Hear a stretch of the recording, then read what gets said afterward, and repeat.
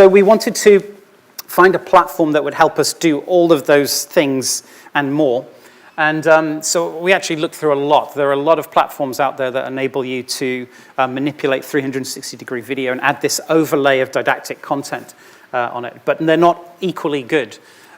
We wanted something that would allow us, first of all, to take that content and not just have it out there on the web, but have it embedded in our own system that we have. So whether you use Moodle, you've got some other proprietary system, it was key that students could access it in terms of accessibility in-house rather than having to go elsewhere. We wanted some sort of analytics. We wanted to see how students were using this media, how they were interacting with it.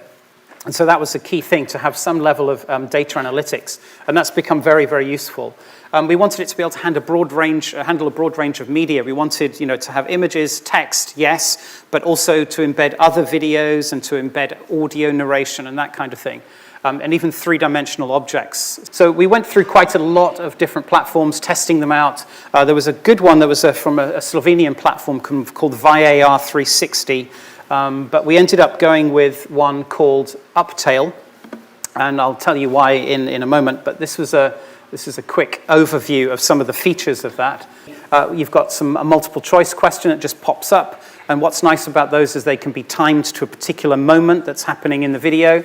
And then on the wall, we've got a sort of portal that takes you through into a different environment. So we've gone from our lobby at the university, now suddenly we're standing in a doctor's surgery.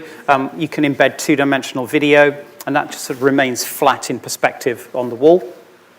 Over here, that was just an experiment embedding a PowerPoint presentation, so you can have some slides within that environment so that students can check some information that they may have done in a previous session or a lecture. We've got a 3D model of a heart just floating there.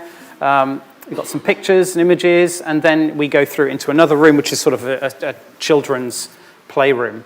And this room, as soon as you step into it, you hear the teacher's voice explaining what this room was designed for. It's a play therapy room, and you can hear this narration over the top. As soon as you click on a piece of multimedia, that audio narration stops immediately so that you can focus on what you're looking at in the other media. So this was a very powerful platform.